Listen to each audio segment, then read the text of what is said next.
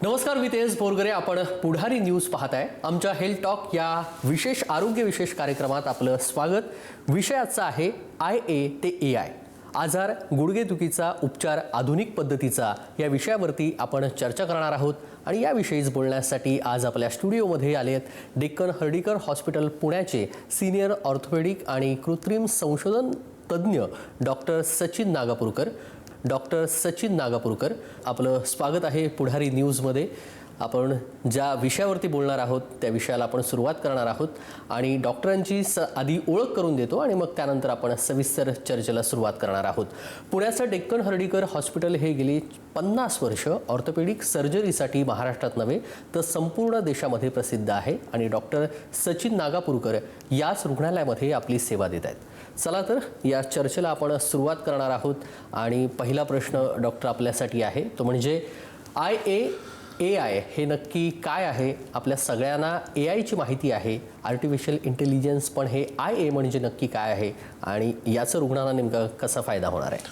कसं आहे, आजच्या संगणकीय युगामध्ये AI म्हणजे आर्टिफिशियल इंटेलिजन्सबद्दल आज लोकांना खूप माहिती आहे किंवा AI म्हणजे रोबोटिक्स याबद्दल लोकांना माहिती आहे. पण आज IA म्हणजे इंट्रा आर्टिक्युलर इंजेक्शन नावाची उपचार पद्धती की ज्यामध्ये ज्या विविध पद्धतीची आपण जी औषधं आपण रुग्णांना देतो, इंट्रा आर्टिक्युलर म्हणजे गुडघ्याच्या आतमध्ये आपण जी औषधं देतो, त्यामुळे त्याच्यामध्ये जे काही आज नवीन संशोधन आज आपल्याकडे झालेलं आहे, त्यामुळे गुडघेदुखीच्या रुग्णांना जे अर्ली स्टेजच्या आर्थरायटिसचे पेशंट असतात किंवा जेव्हा कमी वयोगटातली जी रुग्ण असतात की ज्यांना आर्थरायटिस असतो, संधिवात असतो, अशा रुग्णांना इंट्रा आर्टिक्युलर इंजेक्शन जे आज विविध प्रकारची इंट्रा आर्टिक्युलर इंजेक्शन आज उपलब्ध आहेत, त्या रुग्णांना ह्या इंजेक्शनचा खूप फायदा होतो. जेणेकरून AI किंवा कृत्रिम सांधारोपण शस्त्रक्रिया काही प्रमाणामध्ये आपण त्यांची काही कालावधीसाठी आपण पुढे ढकलू शकतो किंवा इंट्रा आर्टिक्युलर इंजेक्शनचा फायदा असा होतो की रुग्णांची दुखणी आपल्याला बऱ्यापैकी प्रमाणामध्ये कमी करता येतात. पण हे कळतं कसं? हां, आता कळण्यासाठी काय असतं, जेव्हा आता आमचं हर्डीकर हॉस्पिटल जे आहे की हे ॲडव्हान्स टर्शरी केअर सेंटर आहे, ज्यामध्ये जेव्हा रुग्ण आमच्याकडे येतो तेव्हा आम्ही त्या रुग्णांचे विविध पद्धतीने आपण त्यांचे एक्सरे काढतो, गरजेप्रमाणे त्याचा MRI स्कॅन काढतो किंवा स्कॅनोग्राम काढतो आणि त्या रुग्णाची आर्थरायटिसची स्टेज आपण माहिती करून घेतो की कोणत्या प्रकारचा आर्थरायटिस हा पेशंटला झालेला आहे, कोणत्या स्टेजचा आर्थरायटिस पेशंटला झालेला आहे. हे जर तुम्ही चित्राच्या माध्यमातून जर बघितलं तर तुमच्या लक्षात येईल की आर्थरायटिसच्या ज्या स्टेजेस असतात, स्टेज 1, स्टेज 2, स्टेज 3 आणि stage 4. Stage 4 is advance arthritis असतो. अशा रुग्णांना मात्र आपल्याला नी रिप्लेसमेंट सर्जरी किंवा सांधेवर पण शस्त्रक्रिया करायला लागते. पण स्टेज 2 किंवा स्टेज 3च्या अर्ली स्टेजची जी रुग्ण असतात, अशा रुग्णांचं जेव्हा आपण क्लिनिकल आणि रेडिओलॉजिकल डायग्नोसिस करतो, मग आपण ठरवतो की हा रुग्णाला आपण इंट्रा आर्टिक्युलर इंजेक्शन्स किंवा व्यायाम किंवा औषधाने आपण बरं करू शकतो आणि ज्या रुग्णांची स्टेज ॲडव्हान्स आहे त्यांना आपण नी रिप्लेसमेंट सर्जरीचा पर्याय सुचवतो. बरं, मध्यम वयोगटातील व्यक्तींचे गुडघेदुखीचं प्रमाण सध्या जास्त झालेलं आहे. यावरती नेमकं काय उपाय आहे आणि हे कमी करण्यासाठी आपण काय करू शकतो? कसं आहे की पूर्वी आपण बोललो जायचं की 60 नंतर गुडघे खराब होण्याचं प्रमाण खूप कॉमन होतं. पण आजच्या ह्या लाईफस्टाईल मॉडिफिकेशन्सच्या युगामध्ये 40-45 वर्षाची रुग्ण की ज्यांचं वजन जास्त आहे किंवा ज्यांना बाकीचे मेटाबॉलिकल आजार जास्त आहेत, डायबिटीस आहे, थायरॉईड आहे, अशा रुग्णांमध्ये, संधिवाताच्या रुग्णांमध्ये, कमी वयोगटामध्ये सुद्धा आज लोकांची गुडघी किंवा आर्थरायटिसची स्टेज ही ॲडव्हान्स झालेली आहे. विशेषतः महिलांमध्ये हे जर प्रमाण बघितलं तर हे जवळपास 3 ते 4 पटींनी महिलांमध्ये गुडघेदुखीचं प्रमाण जास्त आहे. कमी वयोगटातील जेव्हा रुग्ण येतात किंवा ज्यांची आर्थरायटिसची स्टेज खूप जास्त असते, अशा वेळी मात्र आपल्याला त्यांचा उपचार करताना त्यांच्या आर्थरायटिसची स्टेज आणि त्यांच्या वयाचा विचार करायला लागतो आणि त्याप्रमाणे इंट्रा आर्टिक्युलर इंजेक्शन द्यायचं आहेत, व्यायाम करायचे आहेत, फिजिओथेरपी करायची का नी रिप्लेसमेंट करायची. पण आजच्या काळामध्ये कमी वयोगटातील गुडघेदुखी ही खूप जास्त प्रमाणात आपल्याला बघायला मिळते. बरं, पण हे आता कमी वयामध्ये होतंय, हे टाळण्यासाठी मग तरुणांनी काय करावं? वजन नियंत्रणामध्ये ठेवणं, लाईफस्टाईल मॉडिफिकेशन्स असतील किंवा व्यसनांचे जे काही अतिरेक झालेला आहे त्याच्यामुळे हाडं ठिसूळ होतात आणि गुडघे लवकर खराब होतात. तुम्हाला जे काही वैद्यकीय आजार आहेत, जसे तुम्हाला डायबिटीस असेल, थायरॉईड असेल किंवा मेनोपॉज असेल, तर त्या वयामध्ये तुम्हाला जर काही आजार झाले तर त्या आजारांना नियंत्रणात ठेवणं हे खूप महत्त्वाचं आहे. तुम्हाला आजार होतील की नाही हे सांगता येत नाही, पण आजार झाले तर त्याचे नियंत्रण जर तुम्ही ते आजार ठेवले, तुमचं वजन नियंत्रणात ठेवलं, तुमचं लाईफस्टाईल चेंजेस केले, तुम्ही योग्य पद्धतीचे व्यायाम घेतले आणि अर्ली आर्थरायटिस किंवा जर लवकर तुम्हाला दुखणं सुरू झालं तर तुम्ही वैद्यकीय सल्ला घेतला आणि उपचार केले तर निश्चितपणे तुम्ही तुमचा आजार थोपवू शकता किंवा आजाराचं प्रोग्रेशन तुम्ही थांबवू शकतो. बरं, याआधी तुम्ही म्हटलात की महिलांमध्ये गुडघेदुखीचा जास्त प्रमाणात त्रास होतो. कारण काय पुरुष आणि महिलांमध्ये कसं आहे दोघांमध्ये? की महिलांमध्ये विशेषतः मेनोपॉज किंवा त्याला मासिक पाळी बंद होणे जे आपण म्हणतो की ज्यामध्ये हार्मोनल बदल झालेले असतात आणि महिलांचं डिफेन्स हार्मोन ज्याला आपण जे असतात इस्ट्रोजन नावाचं हार्मोन ते मेनोपॉज नंतर बंद होतं आणि त्यामुळे मसल टोन कमी होणं, हाडांची झीज होणं हे प्रकार खूप वाढतात. त्यामुळे महिलांमध्ये आणि झालेल्या डिलिव्हरीज आहेत की आज जर आपण ग्रामीण भागात बघितलं तर आजही जन्मदर हा महिलांचा खूप जास्त आहे, म्हणजे 2 डिलिव्हरीज 3 डिलिव्हरीज. त्यामुळे महिलांमध्ये कॅल्शियम, व्हिटॅमिन डी, हिमोग्लोबिनचं प्रमाण खूप कमी आहे. परिणामतः हाडे लवकर दिसतात, हाडं लवकर दिसले की हाडं ठिसूळ होतात आणि मग त्या eventually landed up with the arthritis आणि गुडघे त्यांचे खराब होतात. बरं, प्रत्येक गुडघेदुखी रुग्णांना कृत्रिम सांधेरोपण शस्त्रक्रिया करणं गरजेचं असतं का? आणि ते न करण्यासाठी मग तुम्ही काय सल्ला द्याल? कसं असतं की प्रत्येक रुग्णाला नी रिप्लेसमेंट सर्जरीची गरज नसते. जेव्हा रुग्ण आपल्याकडे दवाखान्यात येतो त्याच्या रुग्णाचं क्लिनिकल निदान आपण करतो की ज्याच्यामध्ये आर्थरायटिसची स्टेज 1 आहे, 2 आहे, 3 आहे की 4 आहे, त्याप्रमाणे आपण त्याला उपचार करतो. कुणीही घाबरून जाण्याचं कारण नाही की मला आता गुडघेदुखी सुरू झाली की मला नी रिप्लेसमेंट सर्जरी लागेल. तुम्ही जितक्या लवकर त्याचं निदान कराल किंवा जेव्हा जितक्या लवकर तुम्ही त्याची तपासण्या कराल की ज्याच्यामध्ये आपल्याला आर्थरायटिस कळेल. आणि स्टेज 1, स्टेज 2चे जे आर्थरायटिस असतात की जे प्रामुख्याने औषधं, काही प्रकारची मेडिसिन ज्याला म्हणतो आपण ती घेणं किंवा व्यायाम करणं किंवा लाईफस्टाईल डिसऑर्डर्स जे आहेत किंवा लाईफस्टाईल चेंजेस जे आहेत की व्यायाम करणं किंवा वजन कमी करणं, ह्या गोष्टी जर त्यांनी केल्या तर निश्चितपणे विदाऊट ऑपरेशन, विदाऊट सर्जरी आपण त्यांना बरं करू शकतो. किंवा आज IA ज्याला आपण म्हणतो की इंट्राआर्टिक्युलर इंजेक्शन्स ही खूप चांगल्या पद्धतीचे आज आपल्याकडे उपलब्ध आहेत. ज्या योगे सुद्धा आपण जर ती प्रॉपर स्टेज असेल आणि आपण जर ती योग्य प्रमाणात जर ती इंजेक्शन डॉक्टरांच्या सल्ल्याने जर घेतली तर निश्चितपणे नी रिप्लेसमेंट सर्जरी आपली टाळू शकते. ॲडव्हान्स आर्थरायटिस असेल आणि आधीच्या सगळ्या उपचार पद्धती आपण घेतल्यात आणि त्या उपचार पद्धतीमध्ये आपल्याला पाहिजे तसा रिझल्ट मिळाला नाही आहे आणि आर्थरायटिसची स्टेज जास्त असेल तर मग अशा रुग्णांना मात्र आपल्याला नी रिप्लेसमेंट की जे खरंच एक प्रकारचं चांगलं योगदान किंवा त्याची चांगले रिझल्ट्स आपल्याला पेशंटला देता येतात. बरोबर. डॉक्टर, IA नक्की काय प्रकारची उपचार पद्धती आहे आणि त्याचा कसा उपयोग होतो? गुडघेदुखीमध्ये हा IAचा नेमका महत्त्व काय असतं की IA म्हणजे इंट्राआर्टिक्युलर, आपण गुडघ्यामध्ये असू देत किंवा खांद्यामध्ये असू देत, स्पाईनमध्ये असू देत की ही जी अशी इंजेक्शन्स आहेत की ज्यामुळे आर्थरायटिसची स्टेज किंवा प्रोग्रेशन आपण कमी करू शकतो. आणि अर्ली स्टेजमध्ये जर पेशंट असेल तर निश्चितपणे आपण त्याची आर्थरायटिसची स्टेज आपण थांबवू शकतो. परिणामतः इव्हेंच्युअली नी रिप्लेसमेंट सर्जरी करण्याचं प्रमाण किंवा काही कालावधी आपण काही दिवसांसाठी पुढे ढकलू शकतो. बरं, गुडघेदुखीसाठी AIचा रोबोटिक तंत्रज्ञान उपचार पद्धती नेमकी कशी काम करते आणि त्याचा फायदा देखील कशा पद्धतीने? काय झालंय, आज अख्खं सगळं जग हे संगणकी आणि AI आर्टिफिशियल इंटेलिजन्स आणि रोबोटिक्सवरती झालं. तर आमच्याकडे आज आपण पूर्वी कन्व्हेन्शनल पद्धतीने जे नी रिप्लेसमेंट सर्जरी करत होतो, आपण आता ही AIच्या टेक्नॉलॉजीच्या आधारावर AI आणि मशीन टूल्स ज्याला म्हणतो, ह्या संगणकीच्या माध्यमातून आपण जे रोबोटिक सर्जरी करतो. तुम्ही ह्या जर व्हिडिओमध्ये बघू शकाल तर रोबोटिक पद्धतीचा वापर हा आज आपल्याकडे खूप कॉमनली होतो. आणि पूर्वीची जी काही कन्व्हेन्शनल सर्जरी आहेत त्याच्यामध्ये डिसिजन मेकिंगमध्ये म्हणा किंवा कट्समध्ये म्हणा, ह्या सगळ्या गोष्टींमध्ये आज आपल्याला AI किंवा आर्टिफिशियल इंटेलिजन्स आणि मशीन टूलचा वापर होतो आणि रोबोटिक पद्धतीने हे आपण ऑपरेशन करतो. हे ऑपरेशन करताना रोबो ऑपरेशन करत नाही. म्हणजे बऱ्याच जणांना मध्ये शंका असते की डॉक्टर तुम्ही ऑपरेशन करा, रोबोला ऑपरेशन करायला लावू नका. Actually robotic assisted knee replacement surgery असते. आपण सर्जनच ऑपरेशन करतो, पण ऑपरेशन करताना जे काही डिसिजन्स असतात ते आपण रोबो थ्रू घेतो. रोबोटच्या प्रिसिजन्समुळे किंवा त्याच्या टेक्नॉलॉजीमुळे ऑपरेशनचा कालावधी कमी होतो. ऑपरेशनच्या दरम्यान जी चिरफाड आपण करतो ती कमी होते. ब्लड लॉस काही प्रमाणामध्ये निश्चित कमी होतो आणि कालावधी कमी झाल्यामुळे किंवा कट्स कमी झाल्यामुळे, चिरफाड कमी झाल्यानंतर ऑपरेशन नंतरची जी रिकव्हरी असते ती निश्चितच कन्व्हेन्शनलपेक्षा robotic assisted knee replacement surgery जी AIच्या माध्यमाचा वापर करून केली जाते, निश्चित पेशंटला त्याचा फायदा होतो. बरं, मला आता 2 याच्यामधली तफावत सांगा. तुम्ही अनेक वर्ष पुण्यामध्ये काम करताय, डॉक्टर म्हणून तुम्ही प्रसिद्ध आहात, पण आधीची उपचार पद्धती आणि IA नंतरची उपचार पद्धती याच्यामध्ये जर तुलना करायची झाली तर किती चांगली ह्या दोन्ही म्हणजे उपचार पद्धती? निश्चितच आपण नवीन टेक्नॉलॉजीचा वापर जर केला तर निश्चितच आपल्याला त्याचा फायदा होतो. आजही कन्व्हेन्शनल नी रिप्लेसमेंट सर्जरी बऱ्याच ठिकाणी केली जाते. काही पेशंट्समध्ये आम्हाला इंटेन्शनली पेशंटची इच्छा असताना देखील आम्ही कन्व्हेन्शनल वेनीच ऑपरेशन करतो. की असं इसेन्शियल नाही की प्रत्येक पेशंटला रोबोटिक सर्जरी किंवा रोबोटिक असिस्टेड सर्जरीज केली पाहिजे. बऱ्याच पेशंटमध्ये हॉस्पिटलमध्ये रोबोटिक असिस्टेड सर्जरी करण्याची गरज नसते. पण नवीन टेक्नॉलॉजीचा फायदा काय होतो की प्रिसिजन्स घेणं, की जसं मी पेशंटला एक्झाम्पल सांगतो की जर मी रुटीनली माझं घर ते हॉस्पिटल जात असेल किंवा नवीन ठिकाणी जात असेल तर मी विदाऊट गुगल मॅप सुद्धा गाडी ड्राईव्ह करतो.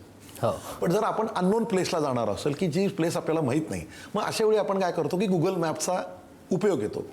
गुगल मॅप लावला म्हणजे तुमची गाडी सेफ चालणार आहे का तर नाहीये. गाडी ड्रायव्हिंग मलाच करायचं आहे, क्लच ब्रेक ॲक्सेलरेशनच्या सगळ्या गोष्टी कंट्रोल मलाच करायच्यात. तसं प्रत्येक पेशंटला रोबोटिकची गरज नसते. पण रोबोटिक असिस्टेड नी रिप्लेसमेंट सर्जरीचा फायदा होतो की प्रिसिजन्स चांगले होतात. कमी वयोगटातील जी लोकं आहेत की ज्यांना आपल्याला 52, 50, 51 वर्षाच्या लोकांना नी रिप्लेसमेंट सर्जरी करायला लागते आणि आपली एक्सपेक्टन्सी असते की हा सांधा हा किमान 20 वर्ष 22 वर्ष त्या पेशंटमध्ये व्यवस्थित राहावा आणि त्यांनी व्यवस्थित काम करावं. तर निश्चितपणे रोबोटिक असिस्टेड सर्जरीमुळे प्रिसिजन चांगले असल्यामुळे त्या सांध्याचं लाईफ आपण जास्त दिवस निश्चित पेशंटला देऊ शकतो. त्याच प्रश्नाकडे येणार होतो. डॉक्टर, नी रिप्लेसमेंट सर्जरीनंतर किंवा सर्जरी दरम्यान खूप त्रास होतो का? आणि लोकांच्या मनात खूप प्रश्न आहेत आणि भीती देखील असते. या सगळ्याबाबत तुम्ही कशा पद्धतीनं विश्लेषण कराल? नाही, कसं एक 15 वर्षापूर्वी किंवा 20 वर्षापूर्वी जेव्हा नी रिप्लेसमेंट सर्जरीच्या क्षेत्रामध्ये मी काम करत होतो त्यावेळी उपलब्ध असणारी औषध पद्धती किंवा असलेले इन्सिजनचे प्रकार, इन्स्ट्रुमेंटेशन आणि आत्ता ह्याच्यामध्ये इतका आमूलाग्र बदल झाला आहे की ऑपरेशनच्या दरम्यान दिली जाणारी भूल असेल की ही ॲनेस्थेशियाची टीम जी असते अतिशय विशिष्ट पद्धतीचा ॲनेस्थेशिया पेशंटला दिला जातो. ऑपरेशनच्या दरम्यानचे जे काही प्रिसिजन्स आहेत किंवा ऑपरेशनच्या दरम्यानचे जे कट्स आहेत हे खूप मिनिमली झालेले आहेत. पूर्वी 20 वर्षापूर्वी हे ऑपरेशन करण्यासाठी साधारणतः 1.5 ते 2 तासाचा कालावधी लागायचा. पण आता 22-23 मिनिटांमध्ये ही सर्जरी होते. त्यामुळे काय झालं की ऑपरेशनचा कालावधी कमी झाला आहे. ऑपरेशनच्या दरम्यान दिली जाणारी इंजेक्शन खूप चांगल्या पद्धतीची आली आहेत. ऑपरेशन नंतर पेशंटला पेन रिलीफ करण्यासाठीची विशिष्ट कॅनॉल्स ब्लॉक आलेले आहेत की ज्यामुळे ऑपरेशन नंतरचा पेन कमी होतो आणि पेशंटला जो पूर्वी पेन होता किंवा जी भीती वाटत होती आता ह्या 5-6 वर्षाच्या कालावधीमध्ये तर खूप आमूलाग्र बदल झाला आहे. आणि ऑपरेशन नंतर काही पेशंट तर सेम डे किंवा काही पेशंट सेकंड डे थर्ड डेला स्वतःच्या पायावर उभा राहून चालतात. एवढा हा बदल ह्या नवीन टेक्नॉलॉजीचा आपल्याला बघायला मिळतो. खरं आहे.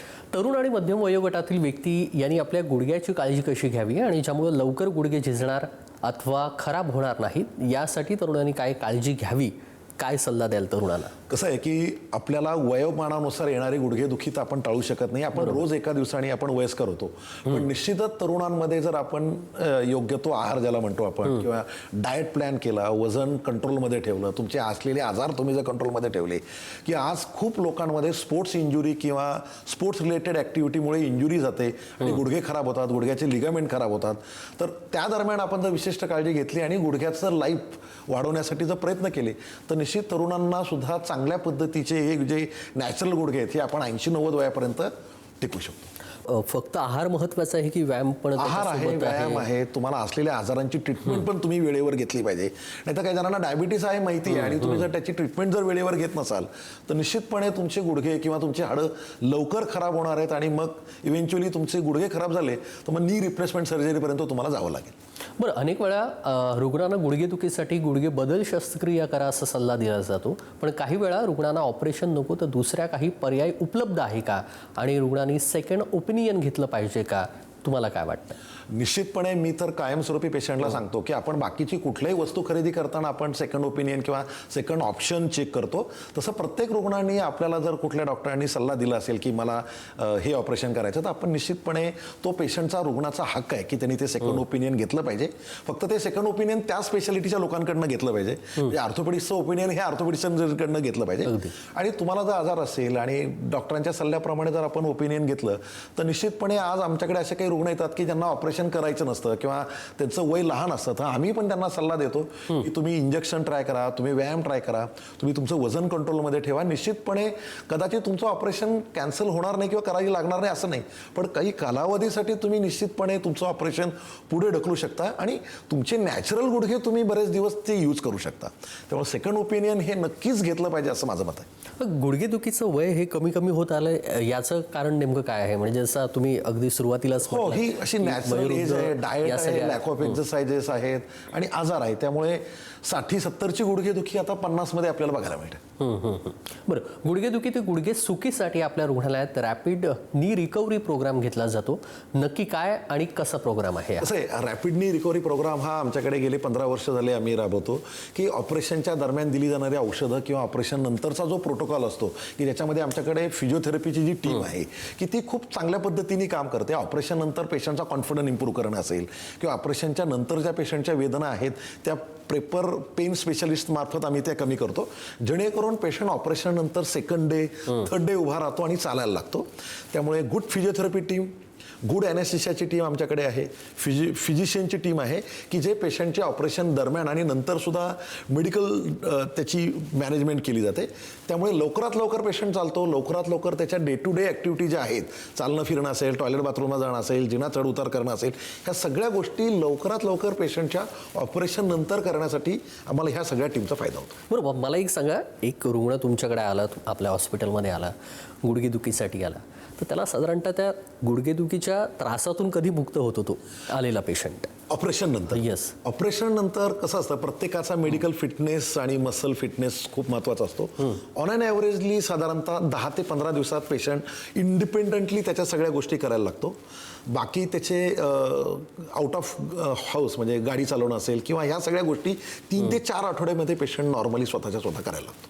एक साधारणतः महिना ते 6 वीक्सपर्यंतचा पिरियड जो आहे तो आपल्याला डेव्हलपमेंट, मसल डेव्हलपमेंट आणि व्यायामासाठी द्यायला लागतो. अनेक जणांच्या मनात वेगवेगळे प्रश्न असतात. खूप वेळ जातो किंवा ऑपरेशन झालं, शस्त्रक्रिया झाल्या त्यानंतर मग कशा पद्धतीनं किती वेळ जाईल, काय असे अनेक प्रश्न करण्यापूर्वी कधी राहून कंडिशन कशी होती, ऑपरेशन करण्याच्या आधी तुमच्या मसलची पॉवर कशी आहे, तुमच्या आर्थरायटिसची स्टेज किती आहे, ह्या गोष्टी मॅटर करतात. एखादा पेशंट अर्ली स्टेजमध्ये आला तर त्याची रिकव्हरी खूप फास्ट असते. काही पेशंट आमच्याकडे पूर्ण गुडघा खराब झाला आहे, 2-2 वर्ष लंगडत चालतात, या स्टेजचे जेव्हा रुग्ण येतात तेव्हा त्यांची नी रिप्लेसमेंट सर्जरी केली जाते.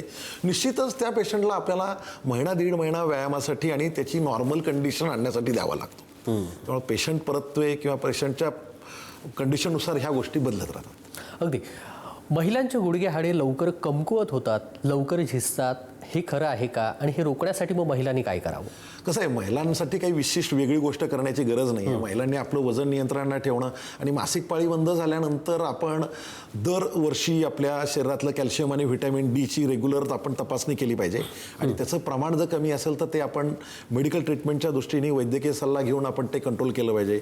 हलके व्यायाम केले पाहिजेत. मसल टोन जो आहे, स्नायू जे कमजोर होतात महिलांमध्ये, ते आपण मेंटेन ठेवले पाहिजे, जेणेकरून महिलांमध्ये सुद्धा गुडघेदुखीचं प्रमाण निश्चितपणे आपल्याला कमी झालेलं बघायला.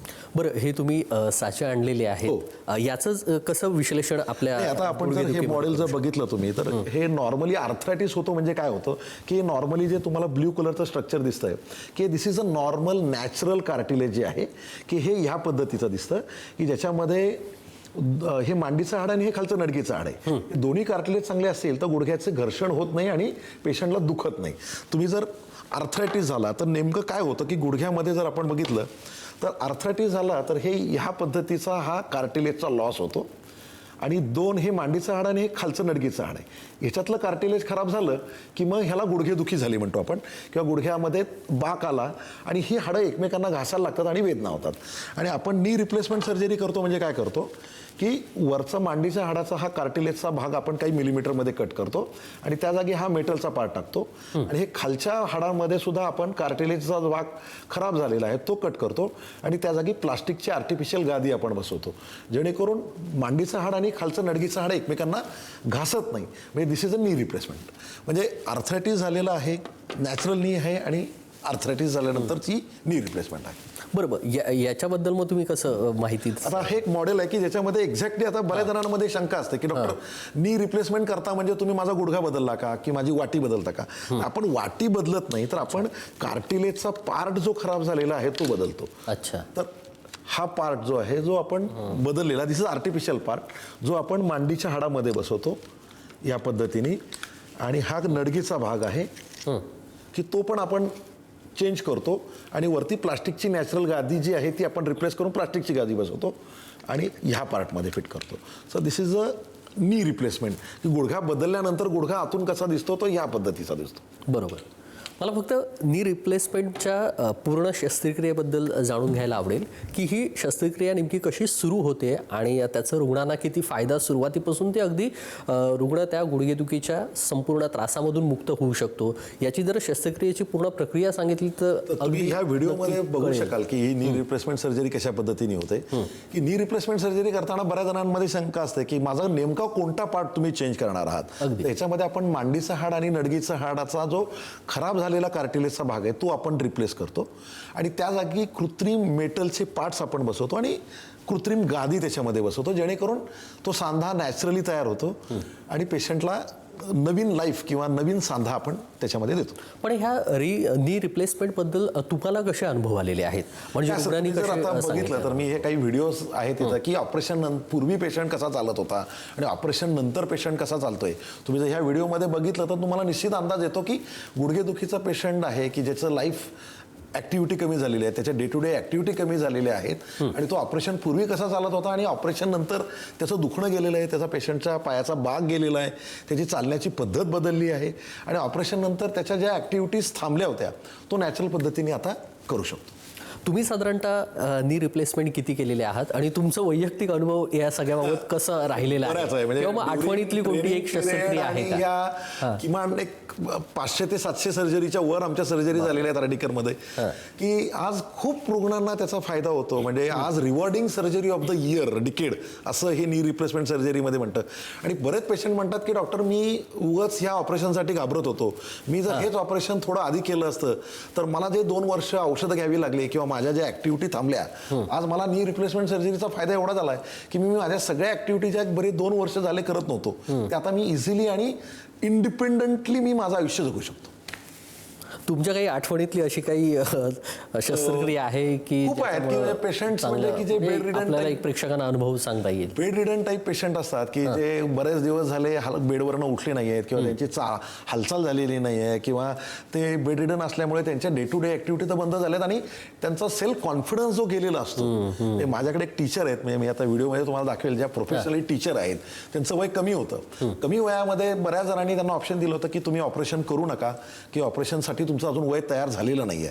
पण त्या माझ्याकडे आल्यानंतर मला म्हणाले डॉक्टर आता माझं वय किती झालंय मला माहित नाही, पण माझं चालणं फिरणं जर बंद झालंय तर मी वयाच्या 80 वर्षी जगून काहीच करू शकत. बरोबर. मग त्यांचं 5 पावलं चालणं जेव्हा त्या टीचरचं अवघड झालं होतं आणि मग ते आल्यानंतर जर त्यांचं वय 52-53 असेल पण चालणं आणि आर्थरायटिसची स्टेज खूप ॲडव्हान्स होती, अशा पेशंटला मात्र आम्ही नी रिप्लेसमेंट केली. मी तुम्हाला तो व्हिडिओ दाखवतो की त्या ऑपरेशनच्या दरम्यान किंवा ऑपरेशनच्या आधी त्यांना 5 पावलं चालणं अवघड होतं, शाळेमध्ये जाणं अवघड होतं, टीचिंग करणं अवघड होतं. आज त्या इंडिपेंडंटली स्वतःच्या गाडीवरती बसून शाळेत जातात. अगदी धन्यवाद. आपण सविस्तर गुडघेदुखी म्हणजे नेमकं काय आहे, गुडघेदुखी कशी टाळावी आणि आज जे कमी वयामध्ये गुडघेदुखी होते त्याच्यासाठी आपल्याला काय करायला हवं या सगळ्याबाबत हेल्थ टॉक या विशेष कार्यक्रमामध्ये डॉक्टर सचिन नागापूरकर यांनी सविस्तर माहिती दिलेली आहे. धन्यवाद. आपण या विशेष कार्यक्रमामध्ये इथेच थांबूया. पाहत रहा पुढारी न्यूज.